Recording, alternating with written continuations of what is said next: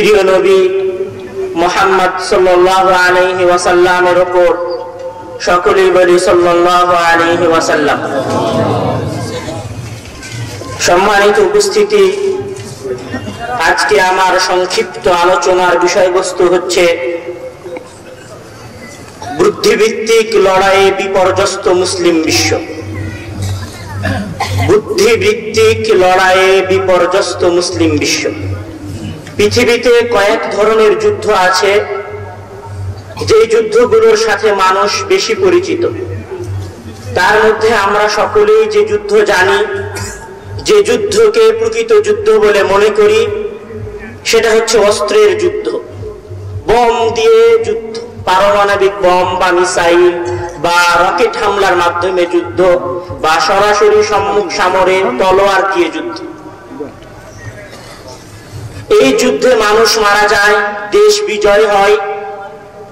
একটা সময় ওই বিজয়কৃত দেশটা মানুষের হাতে থাকে, যে হামলা করে জয় করতে পারে তার হাতে থাকে।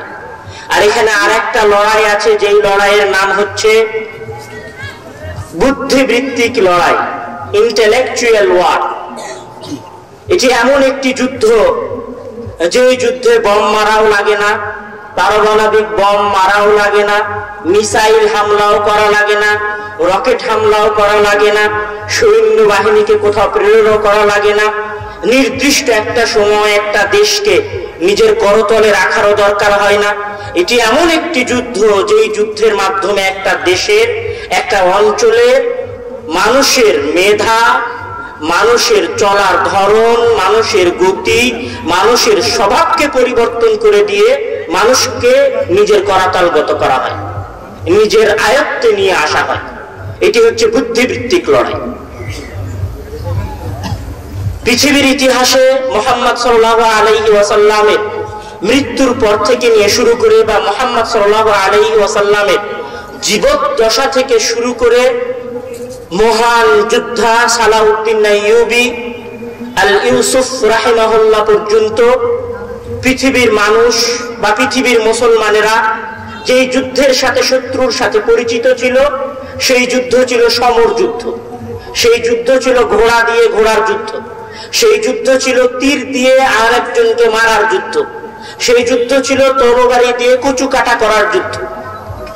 কিন্তু দীর্ঘ এই সময়ে মুসলমানদের সাথে অমুসলিমদের যত যুদ্ধ হয়েছে, যত লড়াই হয়েছে, যত মারামারি হয়েছে, সব মারামারিতে, সব যুদ্ধে দেখা গেছে যে মুসলমানদের সৈন্য সংখ্যা শত্রুদের সৈন্য সংখ্যার চাইতে অনেক কম এবং অনেক নগণ্য থেকেছে।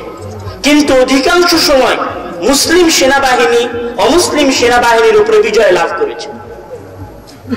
আপনি বদরের যুদ্ধের কথা বলেন, উহুদের যুদ্ধের কথা বলেন, হুনাইনের যুদ্ধের কথা বলেন, ইয়ারমুকের যুদ্ধের কথা বলেন, মুতার যুদ্ধের কথা বলেন, তারপরে কাদিসিয়ার যুদ্ধের কথা বলেন, যত যুদ্ধ হয়েছে ইসলামের ইতিহাসে, সকল যুদ্ধ ছিল মুসলমানদের সংখ্যা কম, মুসলমানদের সেনাবাহিনীর সংখ্যা কম, মুসলমানদের শক্তি সামর্থ্য কম।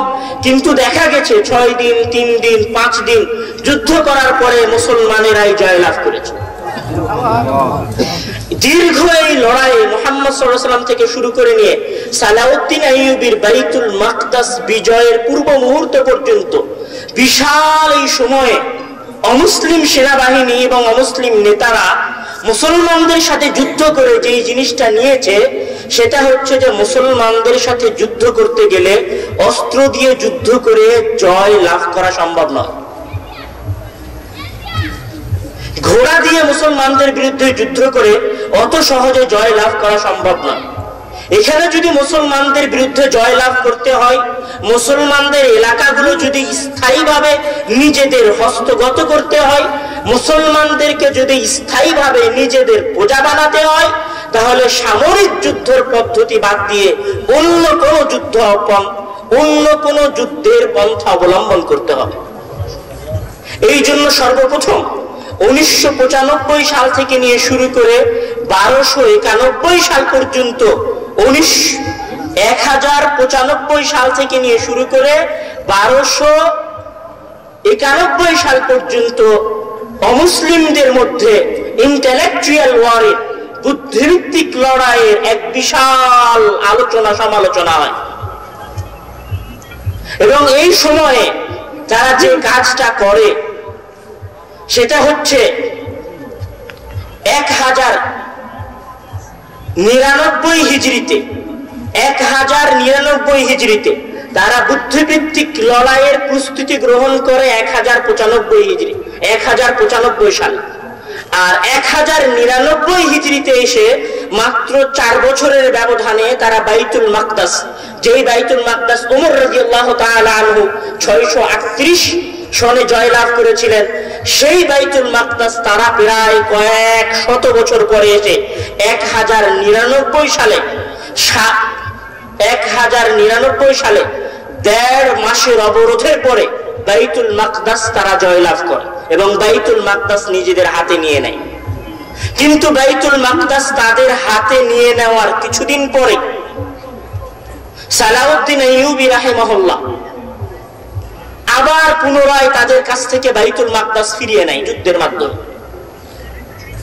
তখন তারা আবারও অনুভব করে, আবারও বুঝতে পারে যে মুসলমানদের সাথে কোনোদিন সামরিক যুদ্ধ করে জয় লাভ করা সম্ভব নয়, বরং মুসলমানদেরকে পরাজিত করতে হলে বুদ্ধিভিত্তিক লড়াই এগোতে হবে। বুদ্ধিভিত্তিক লড়াই এগোতে হবে মানে 1200 সালে যখন ফ্রান্সের প্রেসিডেন্ট নবম লুই মুসলমানদের সাথে আল মুওয়াইজিম তুরান শাহ, যিনি সালাউদ্দিন আইয়ুবীর পরবর্তী উত্তরসূরি ছিলেন, তার কাছে যখন সপ্তম ক্রুসেডে পরাজয় লাভ করেন এবং বন্দী হন 1200 সালে, বন্দী হওয়ার পরে তিনি যখন 50,000 দিনারের বিনিময়ে মুক্তিপণ দিয়ে 50,000 দিনার দিয়ে যখন তিনি মুক্তি লাভ করেন এবং আবার ফ্রান্সে ফিরে যান, তখন তিনি ফ্রান্সের মানুষের সামনে বলেন যে লা ইউমকিনুল ইনতিসারু আলাইহিম ইল্লা বিওয়াসিতাতিস সিয়াসা, নিশ্চয় মুসলমানদের উপর বিজয় লাভ করা সম্ভব নয় সরাসরি সামরিক যুদ্ধে। যদি মুসলমানদের সাথে বিজয় লাভ করতে হয় তাহলে মুসলমানদের সাথে যুদ্ধ করতে হবে বুদ্ধিভিত্তিক, বুদ্ধিতে মুসলমানদেরকে কবজা করতে হবে। মুসলিম হবে নামে, কিন্তু কাজে, কর্মে, আখলাকে, চরিত্রে, দৈনন্দিন জীবনে সে হবে একজন অমুসলিমের মতো। তার নাম হবে আব্দুল্লাহ, তার নাম হবে মুস্তফা, তার নাম হবে সালাউদ্দিন, কিন্তু কাজ করবে একজন মুশরিকের মতো, একজন অমুসলিমের মতো, একজন নোংরা ইহুদির মতো, একজন নোংরা নাসারার মতো। তার এই কথা বলার পরে ওই স্বল্প সময় প্রায় 300 গবেষণা সংস্থা তৈরি হয় যারা মুসলমানদেরকে নিয়ে গবেষণা করে যে মুসলমানদেরকে কিভাবে বুদ্ধিভিত্তিক লড়াইয়ে পরাজিত করা সম্ভব। এবং তাদের মাঝে এই চিন্তা চেতনা চলতে থাকে, কিন্তু বাধা দেখা যায় 2 জায়গায়। এক, ইসলামী খেলাফত,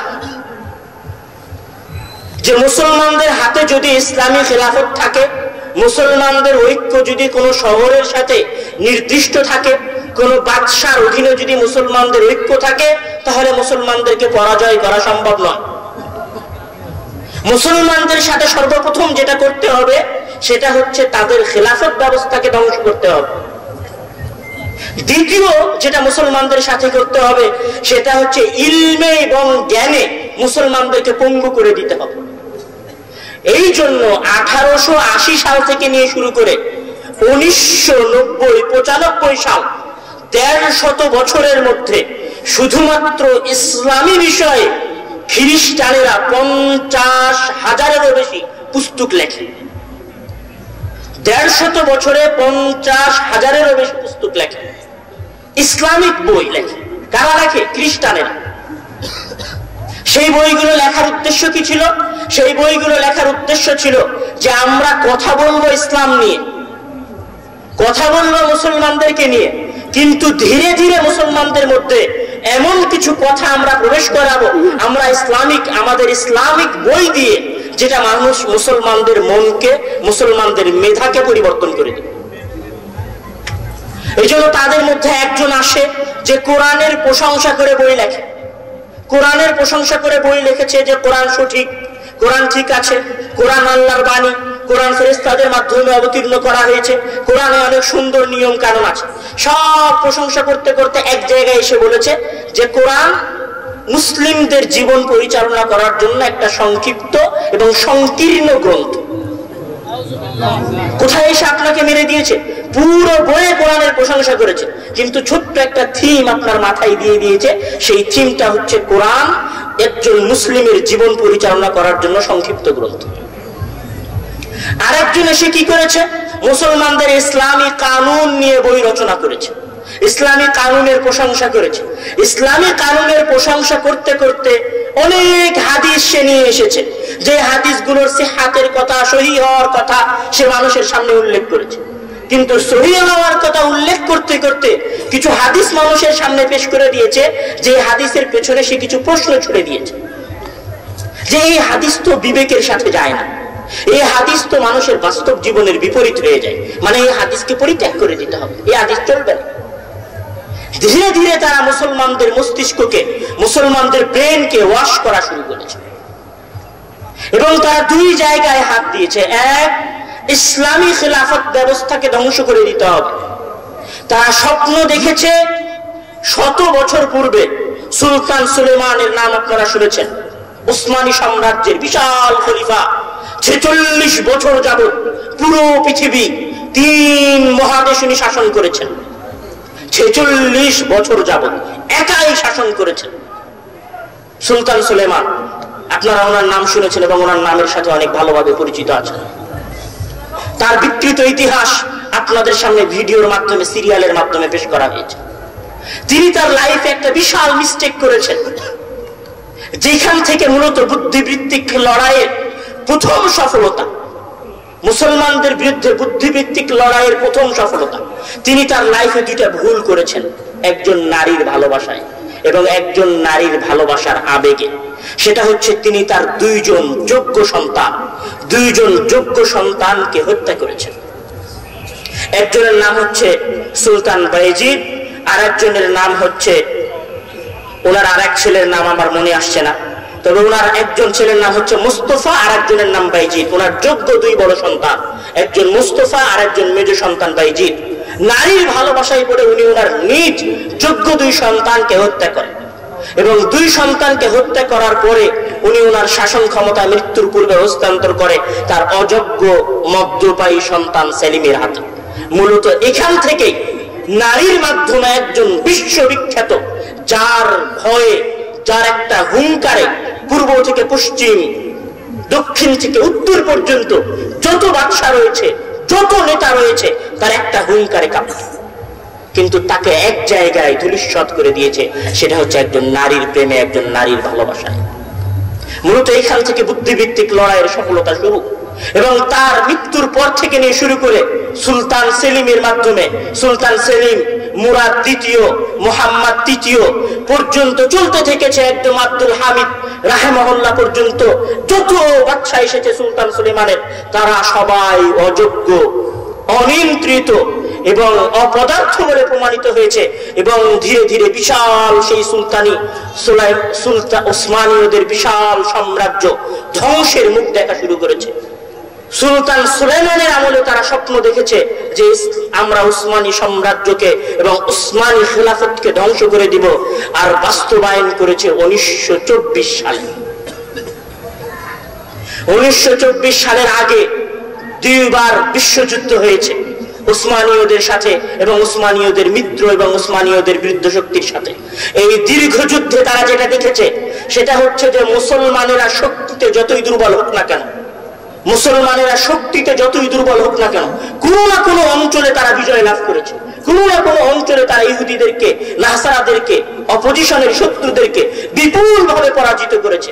তখন তারা ভেবেছে শুধুমাত্র খেলাফত ব্যবস্থা বিলুপ্ত করলে হবে না, বরং এখানে আরো একটা কাজ করতে হবে, সেটা হচ্ছে মুসলমানদের মধ্যে যেন কোনো সেনাপতি, কোনো বাদশাহ, কোনো নেতা এরকম তৈরি না হয় যে আবার মুসলমানদের নেতৃত্ব দিতে পারে।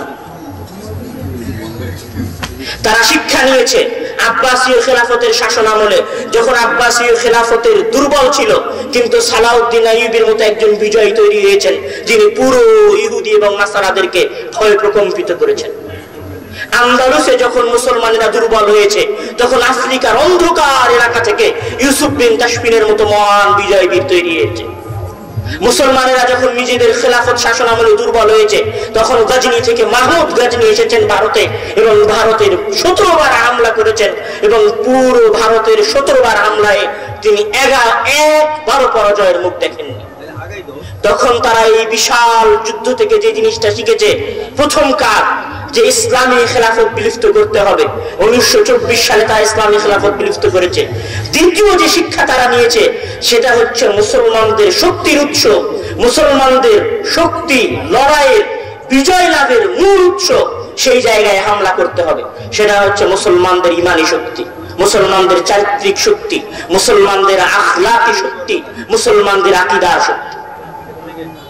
এবং বুদ্ধিভিত্তিক এই লড়াইয়ে উসমানী খেলাফতের পতনের পরে তারা সবচেয়ে কঠোর এবং কঠিন হামলা চালিয়েছে মুসলমানদের সাংস্কৃতিক এবং মুসলমানদের চরিত্রের উপর। এই জায়গায় তারা সর্বপ্রথম যেটা করেছে সেটা হচ্ছে ইসলামের সফলতার সম্ভাবনা যাদের উপর নির্ভরশীল তারা হচ্ছে নারী সমাজ। এখানে আমি একটা কঠিন কথা আপনাকে বলছি, সেটা হচ্ছে ইসলামে সফলতা মূল স্তম্ভ এবং মূল ভিত্তি যারা, তারা তাদেরকে টার্গেট করেছে, সেটা হচ্ছে নারী সমাজ। এখানে নারী সমাজকে কন্ট্রোল করার জন্য তারা যেটা করেছে সেটা হচ্ছে ফেমিনিজম, নারীবাদের ধোঁয়া তুলে, নারী স্বাধীনতার ধোঁয়া তুলে পবিত্র রমণীদেরকে ঘরের ভিতর থেকে বের করে রাস্তায় নিয়ে এসে উলঙ্গ করেছে। আপনারা আব্বুর একটা বক্তব্য শুনেছেন যে রাসূল সাল্লাল্লাহু আলাইহি ওয়াসাল্লাম বলছে, আমি জাহান্নামে গেলাম তো দেখলাম শুধু নারী আর নারী, শুধু নারী আর নারী, জাহান্নাম নারী দিয়ে পরিপূর্ণ। মানে কি আল্লাহ তাআলার সাথে নারীদের বিদ্বেষ আছে? মানে আল্লাহ তাআলা পুরুষদের চাইতে নারীদেরকে কম ভালোবাসেন তাই নারীদেরকে জাহান্নামে বেশি দিয়েছেন? কারণ এইটা নয়। নারীদের জাহান্নামে যাওয়ার সবচেয়ে বড় কারণ তাদের যোগ্যতা। আপনি একজন সাধারণ মানুষ, আমি একটা উদাহরণ দিই, আপনি একটা মাদ্রাসার পিয়ন, একজন সাধারণ কর্মচারী। আপনি যদি একটা ভুল করেন, আপনার ভুলটা হবে সাধারণ ভুল, কিন্তু আপনার মাদ্রাসার প্রিন্সিপাল যদি একটা ভুল করে, তার ভুলটাকে সাধারণ ভুল হবে? একজন সাধারণ মানুষ ভুল করলো, ওই ভুলে 1 টাকার ক্ষতি হতে পারে, 10 টাকার ক্ষতি হতে পারে, কিন্তু বাংলাদেশের প্রেসিডেন্ট, প্রধানমন্ত্রী শেখ হাসিনা যদি একটা ভুল করে, তাহলে বাংলাদেশের কত কোটি টাকার ক্ষতি হতে পারে? হাজার হাজার কোটি টাকার ক্ষতি হতে পারে। তো আমার ভুলের যে অপরাধ, যে শাস্তি হবে, প্রধানমন্ত্রীর ভুলের অপরাধেরও কি শাস্তি একই রকম হবে? একই রকম হবে নাকি? একই রকম হবে না। তো নারী হচ্ছে ইসলামী সমাজের সবচেয়ে গুরুত্বপূর্ণ জায়গা, নারী হচ্ছে ইসলামী সমাজের সফলতার সবচেয়ে সম্ভাবনাময় জায়গা।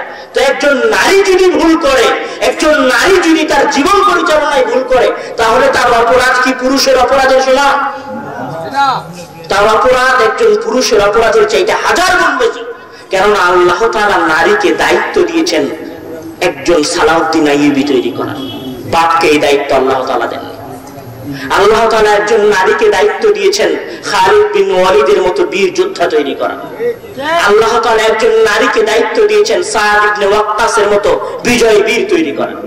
আল্লাহ তাআলা একজন নারীকে জিম্মেদারি দিয়েছেন মুহাম্মদ বিন কাসেমের মতো বিজয়ী বীর তৈরি করা। আল্লাহ তাআলা একজন নারীকে জিম্মেদারি দিয়েছেন তারিক বিন জিয়াদের মতো স্পেন বিজয়ী বীর তৈরি করা। এটা আল্লাহ তাআলা কোনো পুরুষকে এই জিম্মেদারি দেন নাই।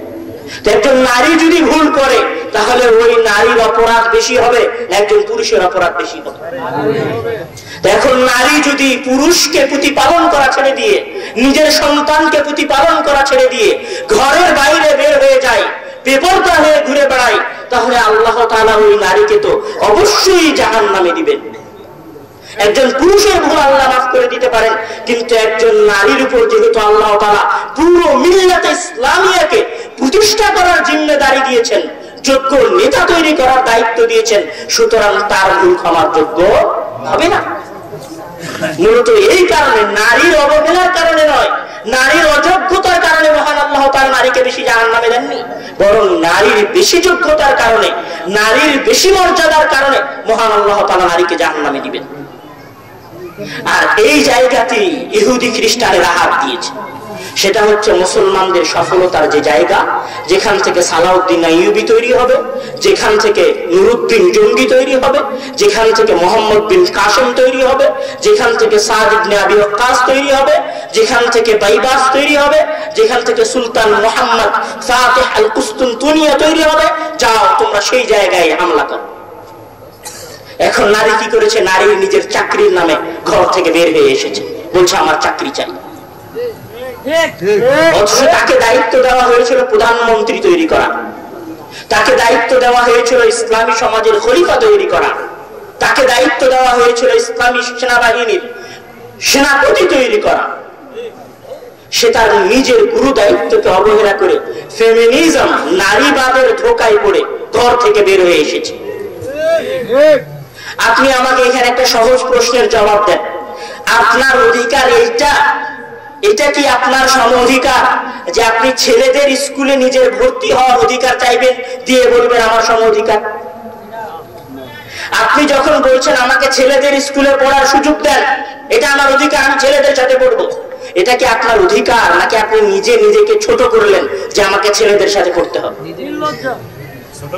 আপনার অধিকার, আপনার দাবি এটা হওয়া দরকার ছিল, আমি নারী, আমি সমাজের সবচেয়ে সম্মানিত স্থান, আমার সাথে কেউ থাকবে না, আমি একা এক বিদ্যালয়ে পড়াশোনা করব, আমার জন্য আলাদা বিশ্ববিদ্যালয় প্রতিষ্ঠা করতে হবে। কিসের আমি পুরুষের সাথে পড়তে যাব? আমার জন্য আলাদা বিশ্ববিদ্যালয় লাগবে। আমি কেন এই কথা বলবো যে ছেলেরা যে বিশ্ববিদ্যালয়ে পড়ে ওই বিশ্ববিদ্যালয়ে আমিও পড়বো?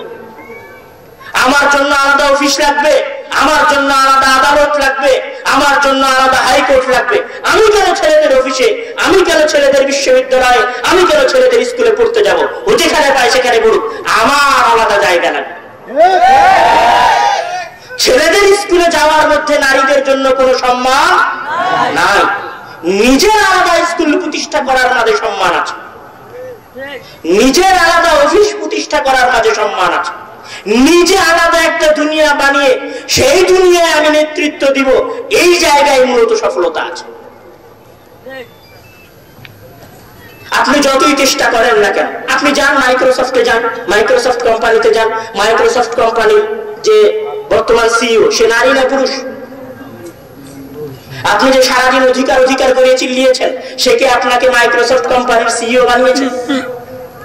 আপনি যান বর্তমান সময়ের জাপানি প্যারাডো গাড়িতে, তারপরে পাজেরো গাড়িতে, টয়োটা কোম্পানির গাড়িতে, টেসলা কোম্পানির গাড়িতে, যান আপনি আলিবাবাতে, এইগুলোর মালিক কারা? এগুলোর মালিক, এগুলোর সিইও কারা? সব পুরুষ, সব পুরুষ দিয়ে বলতে। আর আপনি পুরুষের অফিসে যেয়ে বলছেন আমি আমার অধিকার পেলাম। আপনার চাইতে বড় পাগল, ওই নারীর চাইতে বড় পাগল আর কেউ নাই যে পুরুষের অফিসে যেতে চেয়ে বলে আমি আমার অধিকার লাভ করব। বলতে হবে আমার আলাদা অফিস দরকার, আমার আলাদা কোম্পানি দরকার, আমার আলাদা মার্কেট দরকার, আমার আলাদা বাজার দরকার, আমার আলাদা স্কুল দরকার, আমার আলাদা মাদ্রাসা দরকার। আমি একাই আমার দুনিয়ায় রাজত্ব করব, সবাই আমার কথা শুনবে, আমার ঘরে পৃথিবীর সেনাপতিরা তৈরি হবে, আমার ঘরে বাংলাদেশের প্রধানমন্ত্রী তৈরি হবে, আমার ঘরে বাংলাদেশের সেনাপ্রধান তৈরি হবে, আমার ঘরে বাংলাদেশের নৌবাহিনীর প্রধান তৈরি হবে। আমি গর্ব করে বলবো আমার ঘরের ছেলে আমি একে নৌবাহিনীর প্রধান বানিয়েছি। ওই যে যাকে তুমি দেখছো বাংলাদেশের প্রধানমন্ত্রী, ওইটা আমার ছেলে, আমি তাকে এত যোগ্য করেছি যে সে বাংলাদেশের প্রধানমন্ত্রী হয়েছে। এই কথা বলার মধ্যে প্রকৃত সফলতা রয়েছে, এই কথা বলার মধ্যে মূলত প্রকৃত অধিকার রয়েছে। কিন্তু আপনাকে ভুল শিখিয়েছে। আপনাকে ভুল কোন জায়গায় শিখিয়েছে? আপনাকে এক জায়গায় বলেছে, কোরআনের একটা আয়াত নিয়ে এসে আপনার সামনে পেশ করে বলেছে যে আল্লাহ তাআলা বলছেন যে মহিলারা হচ্ছে তোমাদের জন্য ক্ষেতের সমপরিমাণ, ফাতু হারসাকুম, তো তোমরা তোমাদের খেতে যাও এবং ক্ষেত দেখভাল করো। তখন এবার নারী প্রশ্ন করছে যে হ্যাঁ আল্লাহ তাআলা আমাকে ছোট করে দিল, আল্লাহ তাআলা আমাকে ক্ষেতের সাথে তুলনা দিয়ে দিল, আজীব কথা, আমি নাকি ক্ষেতের মতো, এটা হলো নাকি মহান আল্লাহ তাআলা আমাকে ছোট করে দিল? না, কখনো না। মহান আল্লাহ তাআলা আপনাকে ক্ষেতের সাথে তুলনা করে আপনাকে সবচেয়ে সম্মানিত করেছেন। আগামীকাল যদি বাংলাদেশের সকল ক্ষেত পুড়িয়ে দেওয়া হয়, বাংলাদেশের যত ক্ষেত আছে সব ক্ষেত খামার যদি পুড়িয়ে দেওয়া হয়, বাংলাদেশের মানুষ দুর্ভিক্ষে মারা যাবে। আগামীকাল যদি বাংলাদেশের যত ধানের জমি আছে সব ধানের জমি পুড়িয়ে দেওয়া হয়, তাহলে বাংলাদেশের মানুষ ভাত না খেয়ে মারা যাবে। আগামীকাল যদি বাংলাদেশের ওই চারঘাট অঞ্চলের, রাজশাহী অঞ্চলের আলুর জমি এবং রংপুর অঞ্চলের আলুর জমি যদি পুড়িয়ে দেওয়া হয়, তাহলে বাংলাদেশের মানুষ দুর্ভিক্ষে মারা যাবে। তো ঠিক একজন নারীকে যদি অবহেলা করা হয়, একজন নারীকে যদি আস্থা করে নিক্ষেপ করে দেওয়া হয়, একজন নারীর যদি ভালোভাবে দেখভাল না করা হয়, তাহলে পুরো পুরুষ সমাজ বিপর্যস্ত হয়ে পড়ে যাবে। এই জন্য মূলত মহান আল্লাহ তাআলা নারীকে ক্ষেতের সাথে তুলনা দিয়েছেন। আরেকটা কথা, একজন কৃষক যখন ক্ষেত উৎপাদন করে, ক্ষেতে তার কাজ করে, তখন দেখবেন সে নিজের অসুখ বিসুখ সব ভুলে গিয়ে জ্বরে 103 ডিগ্রি জ্বরে কোকাচ্ছে। তারপরে ওই 103 ডিগ্রি জ্বরকে উপেক্ষা করে ওই ক্ষেতে একটা যদি আগাছা জন্ম নেয়, একটা যদি ঘাস জন্ম নেয়, তাহলে ওই ঘাসটা উপড়িয়ে ফেলে দেয় না? তো কৃষককে ওই ক্ষেতকে অবহেলা করে না, ক্ষেতকে ভালোবাসে। ওই ক্ষেতে কৃষক দেখবেন 1 মাস 2 মাস পর সার দেয় না, যেন পোকা না হয়, সার দেয় না। তো একজন কৃষক তার সকল মনোযোগ ওই ক্ষেতের প্রতি দিয়ে রাখে, ওই ক্ষেতকে ভালোবাসে না অবহেলা করে? ভালোবাসে। তো মহান আল্লাহ তাআলা একজন নারীকে যে ক্ষেতের সাথে তুলনা করেছেন, তো নারীর সম্মান দিয়েছেন না নারীকে অসম্মান দিয়েছেন? সম্মান দিয়েছেন। কিন্তু আপনাকে বুঝানো হয়েছে উল্টা, আপনার নারীকেও বুঝানো হয়েছে উল্টা। এই উল্টা বুঝ যে আপনাকে দেওয়া হয়েছে, এটা হচ্ছে বুদ্ধিভিত্তিক লড়াই। যেখান থেকে সম্ভাবনাময় যুবক তৈরি হবে, যেখান থেকে সেনাপতিরা তৈরি হবে, যেখান থেকে নৌবাহিনীর প্রধানরা তৈরি হবে, যেখান থেকে মুসলিম বিশ্বের খলিফারা তৈরি হবে, সেই জায়গায় তারা হামলা করেছে, যেন পৃথিবীর মানুষ, পৃথিবীর মুসলমানেরা, পৃথিবীর মুসলিমেরা আর যেন কোনোদিন সফলতার মুখ না দেখে। আপনার যুবকের 5 পয়সা দাম নাই, আপনার মতো যুবকের 5 পয়সা দাম নাই যদি আপনার মা ঠিক না থাকে। আর আপনার মা যদি ঠিক থাকে, আপনি সফল ব্যক্তি হয়ে বের হতে বাধ্য। আপনার মা যদি ঠিক থাকে, আপনার মা যদি আপনাকে ছোটবেলায় ঠিকঠাক মতো দেখাশোনা করে থাকে, তাহলে অবশ্যই আপনার সন্তান এবং আপনি নিজে অবশ্যই একজন সফল ব্যক্তি হয়ে বের হবেন। তো মুসলমানদের সফলতার যে জায়গা ছিল নারী, তারা সেই জায়গায় হামলা করেছে। এবং পুরো নারী সমাজকে আপনি বাংলাদেশে দেখেন, পুরো নারী সমাজকে ঘরের বাইরে বের করে নিয়ে এসেছে, সবকে গার্মেন্টসে ঢুকিয়েছে আর বলছে নারীর অধিকার লাভ করলাম। গার্মেন্টসে 7,000 টাকার চাকরি দিয়েছে, সেনাপতি বানানোর চাকরি নাই। সেনাপতি বানানোর চাকরি ছেড়ে দিয়ে ও গার্মেন্টসে কাপড় সেলাই করছে আর বলছে আমি সম অধিকার লাভ করেছি। ওই স্কুলে এসে পিয়নের চাকরি করছে, প্রধানমন্ত্রী বানানোর চাকরি ছেড়ে দিয়ে বলছে আমি সম অধিকার লাভ করেছি। তৃতীয় যে জায়গায় তারা হামলা করেছে মুসলমানদের বুদ্ধিভিত্তিক লড়াইয়ের ক্ষেত্রে, সেটা হচ্ছে মুসলমানদের চরিত্র হনন করেছে। মুসলমানদের চরিত্র হনন করেছে মানে আধুনিকতার পাঠ পড়িয়ে, আধুনিকতার ভুল দাস দিয়ে তারা মুসলমানদের চরিত্র হনন করেছে। আধুনিকতার ভুল দাস মানে আপনাকে শিখিয়েছে যে নায়কের মতো চুল কাটতে হবে, তাহলে আধুনিকতা।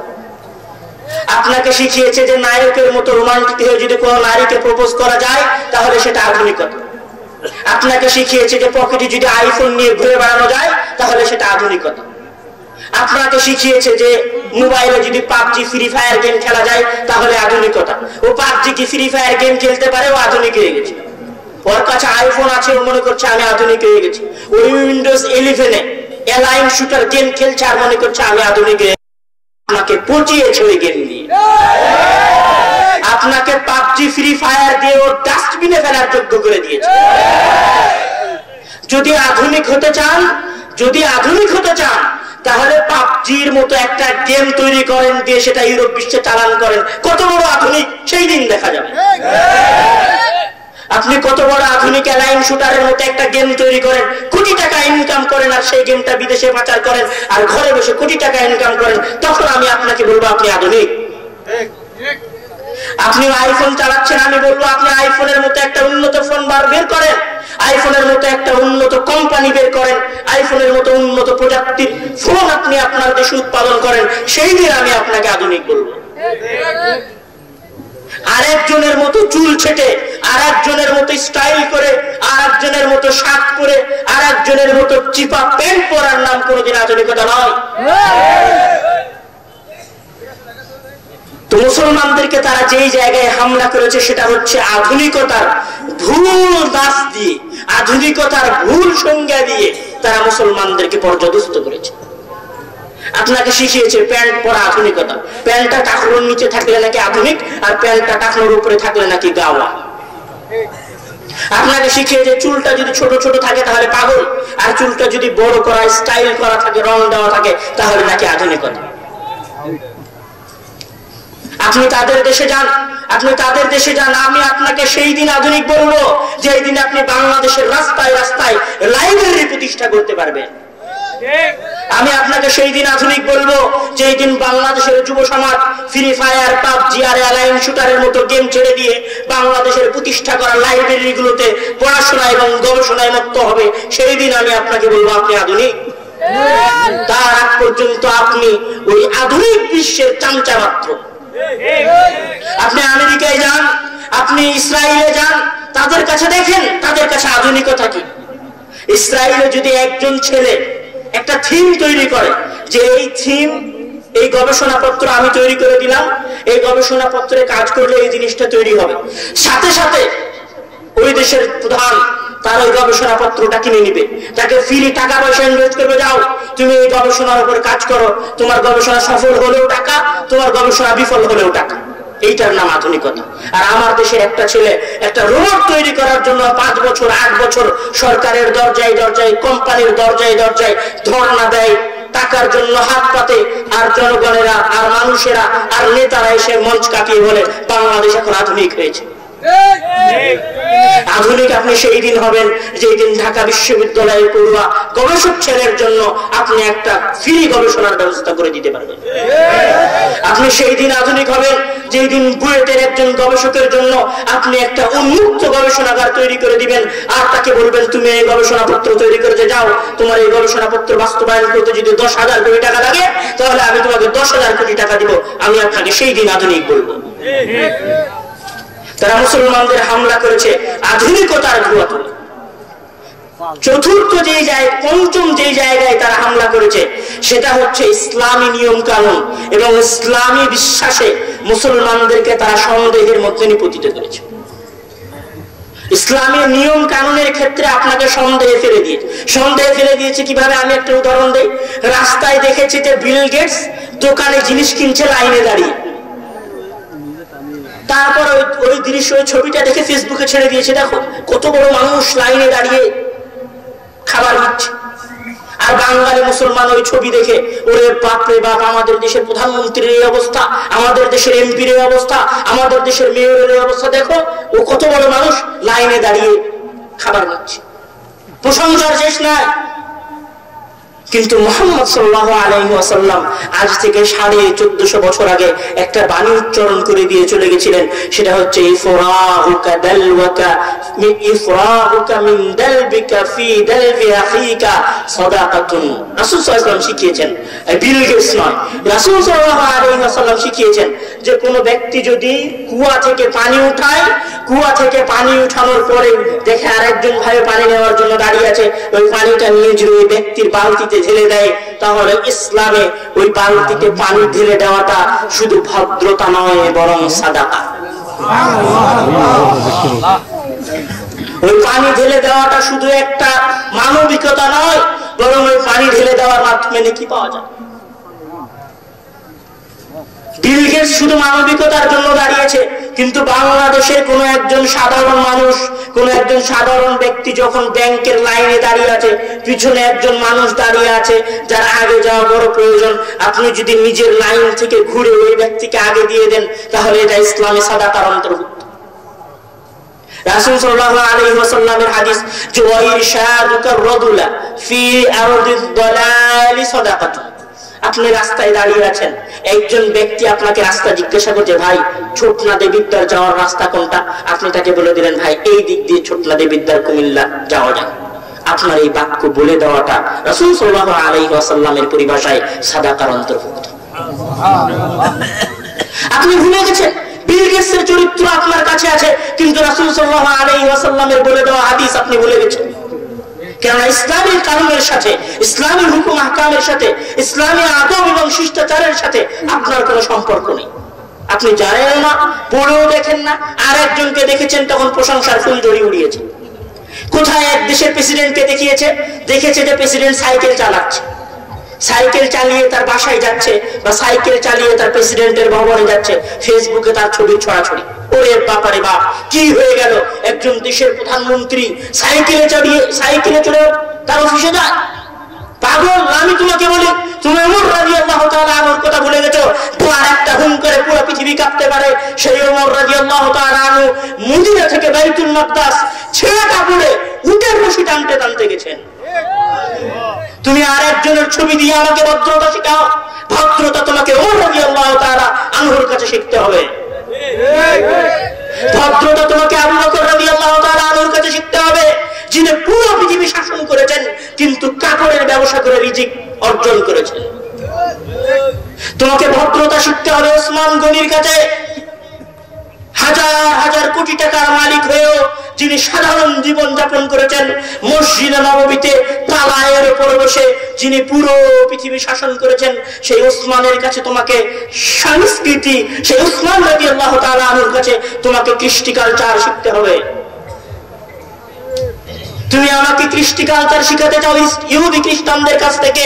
তুমি আমার কাছে ইহুদি খ্রিস্টানদের ছবি পাঠিয়ে বলো, দেখো আমরা মুসলমানেরা তাদের মতো হতে পারিনি, তারা কত ভালো স্বভাবের, তারা কত উদার স্বভাবের, তারা কত মানবিক, তারা কত সামাজিক, আর আমরা মুসলমানেরা সামাজিকও নই, আমরা মুসলমানেরা উদার নই, আমরা মুসলমানেরা ভালো ব্যবহার নই।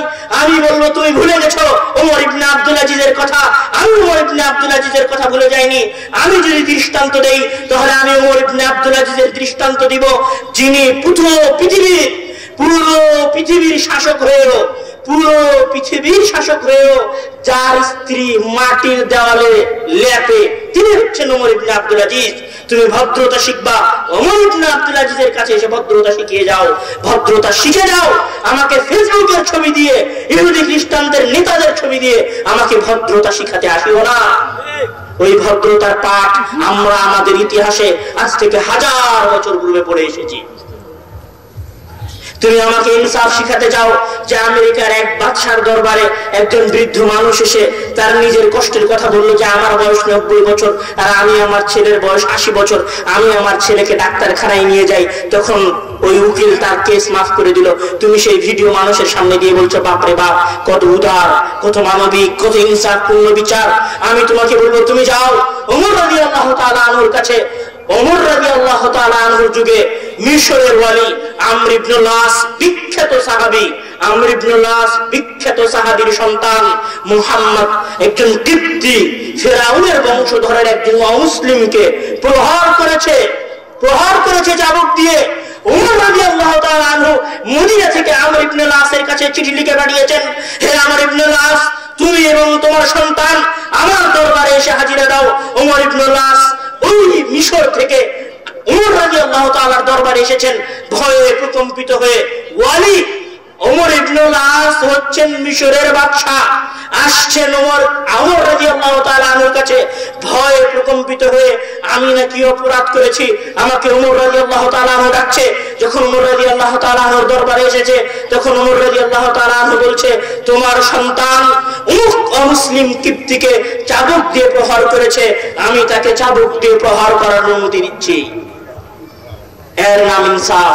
তুমি আমাকে কার ভিডিও দেখে, কোন ইহুদি খ্রিস্টানের ভিডিও দেখে ইনসাফ শিখাতে এসেছো? যদি ইনসাফ শিখতে চাও ইসলামের ইতিহাসে ফিরে যাও, ওমরের ইতিহাসে ফিরে যাও, আবু বকরের ইতিহাসে ফিরে যাও, উসমানের ইতিহাসে ফিরে যাও, উমাইয়া খেলাফতে ফিরে যাও, মামুনুর রশিদের ইতিহাসে ফিরে যাও, তাদের ইতিহাসে ফিরে যাও। শত শত নজির তোমার সামনে রয়েছে, কিন্তু দুর্ভাগ্য তোমাকে এই সন্দেহে ফেলে দেওয়া হয়েছে, তোমাকে এই সন্দেহের মধ্যে নিপতিত করে দেওয়া হয়েছে যে ইসলামী সমাজে না মানবিকতা আছে, ইসলামী সমাজে না সামাজিক ব্যবহার আছে, ইসলামী সমাজে না সুন্দর চরিত্র আছে, ইসলামী সমাজে শুধু আছে যে অমুসলিমদেরকে ধরো আর কুচু কাটা করে কাটো। আপনাকে এই শিক্ষা দিয়েছে। তখন আপনি ইসলামী সংস্কৃতি নিয়ে, ইসলামী কৃষ্টি কালচার নিয়ে সন্দেহের মধ্যে পড়ে গেছেন। তো মুসলিমদের ইসলামের বিরুদ্ধে মুসলমানদের বিরুদ্ধে ভয়ঙ্কর যে বুদ্ধিভিত্তিক লড়াই ছিল, সেটি হচ্ছে ইসলামী নিয়ম কানুন সম্পর্কে তাদেরকে সন্দেহে নিপতিত করে দেওয়া। এটা ছিল পঞ্চম পয়েন্ট। ষষ্ঠ যে পয়েন্টে তারা মুসলমানদেরকে হামলা করেছে, ভয়ঙ্কর ভাবে হামলা করেছে, মুসলমানদের ক্ষমতাকে ধূলিসাৎ করে দিয়েছে, সেটা হচ্ছে ভাইয়ে ভাইয়ে দ্বন্দ্ব লাগা। ভাইয়ে ভাইয়ে দ্বন্দ্ব লাগাও মানে, ভাইয়ে ভাইয়ে দ্বন্দ্ব লাগার একটা উদাহরণ আপনাকে দেই। একই গ্রামের মানুষ, দুই বাড়ি পরে ওর বাড়ি, আর দুই বাড়ি আগে এর বাড়ি। ও করে আওয়ামী লীগ আর এ করে বিএনপি। বাসা থেকে রামদা নিয়ে বের হয়েছে ওই বিএনপি ছেলেটাকে মারবে তাই, আর এই বিএনপি ছেলেটা বের হয়েছে ওই আওয়ামী লীগ ছেলেটাকে রামদা নিয়ে মারবে তাই। এটা আপনাকে শেখানো হয়েছে। আপনার মাঝের মধ্যকার যে ভ্রাতৃত্ব ছিল, সেই ভ্রাতৃত্বকে তারা দুই ভাগ করে দিয়েছে। দুইটা সব দেশে যত মুসলিম দেশ আছে সব দেশে তারা গণতন্ত্র কায়েম করে মুসলিম সমাজকে দুই ভাগে ভাগ করে দিয়েছে। এক ভাগ আর এক ভাগের পক্ষে কথা বলে, আর এক ভাগ আর এক ভাগের বিরুদ্ধে কথা বলে। অথচ রাসূল সাল্লাল্লাহু আলাইহি ওয়াসাল্লাম বলছেন যে লা ইউমিনু আহাদুকুম হাত্তা ইউহিব্বু লিআখিহি মা ইউহিব্বু লিনাফসিহি। তোমাদের মধ্যে ততক্ষণ পর্যন্ত পরিপূর্ণ কোন ব্যক্তি, তোমাদের মধ্যে ততক্ষণ পর্যন্ত কোন ব্যক্তি পরিপূর্ণ মুমিন হতে পারবে না যতক্ষণ না সে তার নিজের জন্য যেটা ভালোবাসে তার মুসলিম ভাইয়ের জন্য সেটাই ভালোবাসে। এই একটা হাদিস, রাসূল সাল্লাল্লাহু আলাইহি ওয়াসাল্লামের এই একটা নিয়ম যদি শুধু বাংলাদেশ সহ যত গণতান্ত্রিক মুসলিম দেশ আছে সব গণতান্ত্রিক মুসলিম দেশে বাস্তবায়ন করা যায়, তাহলে দেখবেন অটোমেটিক্যালি গণতন্ত্র হারাম হয়ে গেছে। আব্দুর রাজ্জাক বিন ইউসুফ হাফিজাহুল্লাহ উনি আপনাদের সামনে বক্তব্য বলেন গণতন্ত্র হারাম, তখন আপনি বলছেন হুজুর গণতন্ত্র হারামের প্রমাণ দেন। আরে গণতন্ত্র হারামের কোনো প্রমাণের দরকার নেই, শুধু রাসূল সাল্লাল্লাহু আলাইহি ওয়াসাল্লামের এই একটা হাদিস যদি সামনে রাখা যায় অটোমেটিক্যালি গণতন্ত্র হারাম হয়ে যাবে। কিভাবে হারাম হবে? কেননা গণতন্ত্রের মূল ভিত্তি হচ্ছে যে ক্ষমতায় থাকবে তার সমালোচনা করতে হবে, আর যে ক্ষমতায় আছে সে যে ক্ষমতায় নাই তাকে মারবে, পিটবে, তাকে কাটবে। যখন বিএনপি ক্ষমতায় ছিল তখন বিএনপি স্লোগান দিয়েছিল ছাত্রলীগ ধর ধরে ধরে জবাই কর, আর যখন আওয়ামী লীগ ক্ষমতায় আছে তখন আওয়ামী লীগ বলছে যে শিবিরকে ধর ধরে ধরে জবাই কর। তো যেই গণতন্ত্রের স্লোগান এই হতে পারে, সেই গণতন্ত্র যদি লা ইউমিনু আহাদুকুম হাত্তা ইউহিব্বু লিআখিহি মা ইউহিব্বু লিনাফসিহি এই হাদিসের সাথে দাঁড় করানো হয়, ওই গণতন্ত্র হারাম, ওই গণতন্ত্র হারাম, ওই গণতন্ত্র বাজার যে আল্লাহ হারাম। রাসূল সাল্লাল্লাহু আলাইহি ওয়াসাল্লাম বলেন লা ইউমিনু আহাদুকুম হাত্তা তাহাব্বু আওয়ালা আদুল্লুকুম আলা শাইইন ইযা ফাআলতুমুহু তাহাবাবতুম আফশুস সালামা বাইনাকুম। আবু হুরায়রা রাদিয়াল্লাহু তাআলা আনহুর হাদিস, তোমাদের মধ্যে ততক্ষণ পর্যন্ত কোন ব্যক্তি পরিপূর্ণ মুমিন হতে পারে না, তোমাদের মধ্যে ততক্ষণ পর্যন্ত কোন ব্যক্তি পরিপূর্ণ মুমিন হতে পারে না যতক্ষণ না সে তার মুসলিম ভাইকে ভালোবাসে। তো একজন ব্যক্তি যদি আরেকজন মুসলিম ভাইয়ের গণতন্ত্রের নাম দিয়ে রক কেটে দেয়, ও কি মুসলিম? ও কি পরিপূর্ণ ঈমানদার? ও যে গণতন্ত্রের কারণে, যে বিশ্বাসের কারণে আরেকজন ব্যক্তির রক কাটতে গেছে, এই হাদিস দিয়ে তার ওই নিয়ম, তার ওই গণতন্ত্র অটোমেটিক্যালি হারাম হয়ে যাবে। ওই গণতন্ত্র হারামের আলাদা কোনো দলিলের প্রয়োজন নেই। ওই গণতন্ত্র প্রতিষ্ঠাই করা হয়েছে ডিভাইডেড অ্যান্ড রুল, মুসলমানদেরকে দুই ভাগে ভাগ করো এবং মুসলমানদেরকে শাসন করো। কিন্তু আপনি সেটা বুঝতে পারেননি, আপনারা সেটা গ্রহণ করেছেন এবং গণতন্ত্রে বিশ্বাসী হয়েছেন। ভাই ভাই লড়াই করছেন, চাচা চাচার ছেলেকে মারছে, ভাই আর একজন ভাইকে মারছে, বলছে আমার নেত্রী মারতে বলেছে, আমার নেতা মারতে বলেছে, আমার নেতাকে জিতাতে হবে, তাই ওকে মেরে দিয়েছি। অথচ রাসূল সাল্লাল্লাহু আলাইহি ওয়াসাল্লাম মহান আল্লাহ তাআলার হাদিস, মান কাতালা নাফসান বিগাইরি নাফসিন আও ফাসাদিন ফিল আরদি ফাকান্নামা কাতালান নাস জামিআ। মান কাতালা নাফসান বিগাইরি নাফসিন, যে ব্যক্তি একজন ব্যক্তিকে হত্যা করলো কোন অপরাধ ছাড়াই, কোন বাদশার হুকুম ছাড়াই, ফাকান্নামা কাতালান নাস জামিআ, যেন সে পুরো পৃথিবীর মানুষকে হত্যা করে দিল। অথচ আপনি গণতন্ত্রের দোহাই দিয়ে সকাল সন্ধ্যা মানুষ হত্যা করছেন আর বলছেন ইসলামী গণতন্ত্র। রাসূল সাল্লাল্লাহু আলাইহি ওয়াসাল্লাম এমনিতেই এই হাদিসগুলো উল্লেখ করে দেননি, তিনি জানতেন যে ইসলামী সমাজে এমন একটা সময় আসবে যেই সময় মুসলমানেরা আরেকজন মুসলমানের রক্তকে হালাল মনে করবে। রাসূল সাল্লাল্লাহু আলাইহি ওয়াসাল্লাম বিদায় হজ্জের ভাষণে বলেছেন, ইন্না দিমাআকুম ওয়া আমওয়ালাকুম হারামুন আলাইকুম কাহুরমাতি ইয়াউমিকুম হাদা ফি শাহরিকুম হাদা ফি বালাদিকুম হাদা, নিশ্চয় তোমাদের রক্ত হারাম, নিশ্চয় তোমাদের মান সম্মান হারাম, নিশ্চয় তোমাদের সম্পদ এবং সম্পত্তি হারাম। মানে একজন আরেকজনকে হত্যাও করতে পারবে না, একজন আরেকজনের সম্পত্তি লুটতেও পারবে না, একজন আরেকজনের মান সম্মানে আঘাত করতে পারবে না। আর গণতন্ত্র মানে আরেকজনের দুর্নাম করা। মঞ্চ কায়েম করো, মানুষকে নিয়ে আসো, যে ক্ষমতায় আছে তার দুর্নাম করো, আর অথবা যে ক্ষমতায় নাই তার দুর্নাম করো। এক মেয়র আরেক মেয়রের দুর্নাম করে, যে আগে ছিল তার দুর্নাম করে, যে পরে এসেছে সে আগের জনের দুর্নাম করে, আর আগের জন পরের জনের দুর্নাম করে। পুরো গণতন্ত্র ব্যবস্থা ডিভাইডেড এন্ড রুল এবং কিমতের উপর প্রতিষ্ঠিত। পুরো গণতান্ত্রিক যে পন্থা চলছে, এই পুরো পন্থা আরেকজন মুসলিমের রক্তকে হারাম মনে করার উপর প্রতিষ্ঠিত। লাস্ট পয়েন্ট, যে বুদ্ধিবৃত্তিক লড়াই বাংলাদেশে কি অবস্থানে আছে এবং বুদ্ধিবৃত্তিক এই লড়াই বাংলাদেশে কি কাজ করছে। এই বুদ্ধিবৃত্তিক লড়াইয়ের বাংলাদেশে সবচেয়ে শক্তিশালী হামলা হচ্ছে এই অনুভূতি দেওয়া যে বাংলাদেশে যত দাড়ি টুপিওয়ালা মানুষ আছে এরা কেউ বাংলাদেশের স্বাধীনতার পক্ষের নয়, এরা সবাই বাংলাদেশের বিপক্ষে।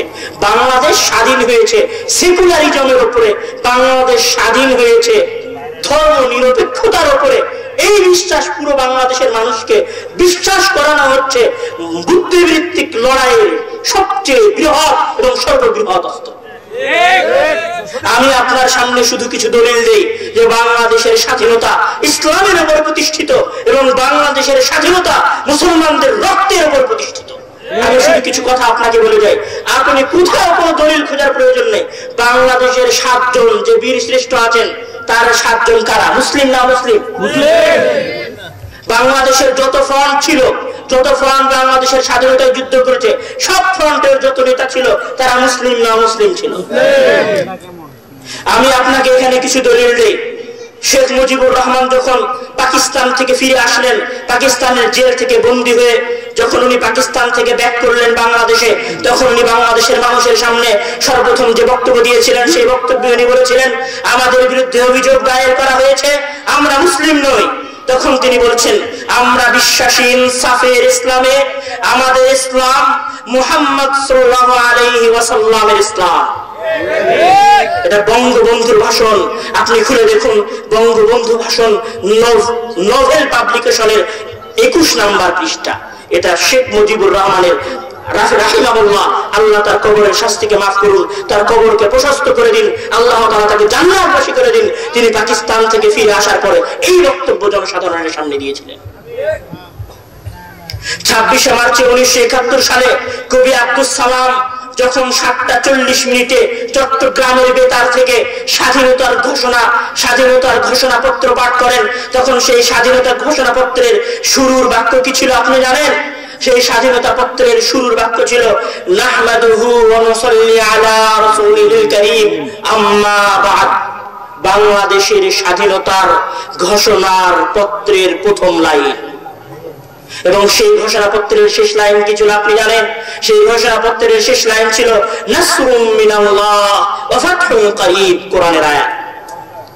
আর ও আজ আমাকে শিখাতে এসেছে যে বাংলাদেশের স্বাধীনতা নাকি ধর্ম নিরপেক্ষতার উপর প্রতিষ্ঠিত, বাংলাদেশের স্বাধীনতা ইসলামের উপর প্রতিষ্ঠিত।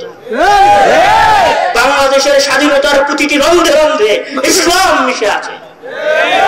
আজকে আপনি বাংলাদেশের স্বাধীনতা অমুসলিমদের দ্বারা হয়েছে, ধর্ম নিরপেক্ষতার উপর প্রতিষ্ঠিত, এই দুয়া তুলে আপনি স্বাধীনতার যুদ্ধে মুসলমানদের অবদানকে অস্বীকার করতে পারেন না।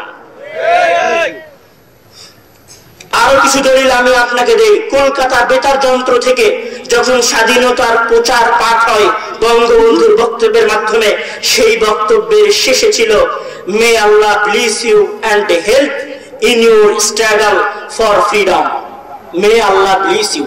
আল্লাহ তাআলা সহায় হন আপনার কে সহায় হবে? আল্লাহ তাআলা। কলকাতা বেতার যন্ত্র থেকে যে স্বাধীনতার পত্র পাঠ করা হয়েছিল, সেই স্বাধীনতা পত্রের বাণী ছিল এগুলো। আপনি যান, এগুলো কোথায় খুঁজে পাবেন? বাংলাদেশের স্বাধীনতা যুদ্ধের দলিল পত্রের 3য় খণ্ড খোলেন, যেটা গণপ্রজাতন্ত্রী বাংলাদেশ সরকারের তথ্য মন্ত্রণালয় থেকে প্রকাশ করা হয়েছে। আপনি 3য় খণ্ড খুলে দেখেন, এই বাক্য লেখা আছে। আরো আছে, বাংলাদেশে যখন মুক্তিযুদ্ধ চলে 14 এপ্রিলের 1971 সালে একটা প্রচারনামা পুরো বাংলাদেশে প্রচার করা হয়েছিল, যে প্রচারনামার হেডলাইন ছিল স্বাধীন বাংলার সংগ্রামী জনতার প্রতি বাংলাদেশ সরকারের নির্দেশনাবলী। ওই নির্দেশনাবলীর কথাগুলো শোনেন। বাঙালির অপরাধ, আল্লাহর সৃষ্ট পৃথিবীতে আল্লাহর নির্দেশ মতো সম্মানের সাথে শান্তিতে বসবাস করতে চেয়েছে। আমাদের সহায় পরম করুণাময় সর্বশক্তিমান আল্লাহর সাহায্য। সর্বশক্তিমান আল্লাহর উপর বিশ্বাস রেখে ন্যায়ের সংগ্রামে অবিচল থাকুন। বিশ্বাস রাখুন, আল্লাহর সাহায্য এবং বিজয় নিকটবর্তী। 14 এপ্রিল 1971 সালে যে প্রচার পুরো বাংলাদেশে করা হয়েছিল, সেই প্রচারের বাক্য এগুলো ছিল। আপনি খুলে দেখুন, আগে যেই বাংলাদেশ স্বাধীনতার যুদ্ধের দলিল পত্রের 3য় খণ্ডের 16 থেকে 18 পৃষ্ঠা, এবং আরো ওই স্বাধীনতা পত্রের মধ্যে 3য় খণ্ডের 619 পৃষ্ঠায় যে কথা আছে যে মুসলমানদের মধ্যে স্বাধীনতার যুদ্ধে ইমানি শক্তি বলিয়ান করার জন্য বিভিন্ন জায়গায় অস্থায়ী মসজিদ করা হয়েছিল, বিভিন্ন জায়গায় অস্থায়ী ইমাম নিয়োগ দেওয়া হয়েছিল। মুসলমানদের মাঝে যারা যুদ্ধে যেত তাদের সামনে কোরআন তেলাওয়াত করা হতো, গায়েবানা জানাজা পড়া হতো, যেন স্বাধীনতার যুদ্ধের মহা সেনাপতি বা স্বাধীনতার যুদ্ধের লৌহিক বীর সেনানীদের ইমানি চেতনা বৃদ্ধি পায়। এগুলো বাংলাদেশের স্বাধীনতা যুদ্ধের ইতিহাস। আপনি আরো শোনেন, দীর্ঘ 9 মাস লড়াইয়ের পরে যখন বাংলাদেশ বিজয় লাভ করে, তখন বাংলাদেশের অস্থায়ী রাষ্ট্রপতির 16 ডিসেম্বরের যে ভাষণ ছিল 1971 সালে, সেই ভাষণের বাক্যগুলো ছিল, আমি মুসলমান, হিন্দু, বৌদ্ধ, খ্রিস্টান সহ দেশবাসীকে আল্লাহর প্রতি শুকরিয়া জ্ঞাপনের জন্য এবং একটি সুখী সমৃদ্ধশীল সমাজ গঠনে আল্লাহর সাহায্য কামনা করার জন্য উদাত্ত আহ্বান জানাচ্ছি। বাংলাদেশের স্বাধীনতা লাভ করার পরে অস্থায়ী রাষ্ট্রপতির প্রধান ভাষণ ছিল, তুমি কোথায় থেকে এসে, কোথাকার কোন জারদ সন্তান, তুমি এসে আজকে আমাকে বলো বাংলাদেশের স্বাধীনতায় মুসলমানদের অবদান নেই, বাংলাদেশের স্বাধীনতা ধর্ম নিরপেক্ষতার উপর প্রতিষ্ঠিত, বাংলাদেশের স্বাধীনতা সেকুলারিজমের উপর প্রতিষ্ঠিত। মুসলমানেরা তোমার এই ধোঁয়া তোলা কথা, তোমার এই মিথ্যা কথায় বিশ্বাস করে না।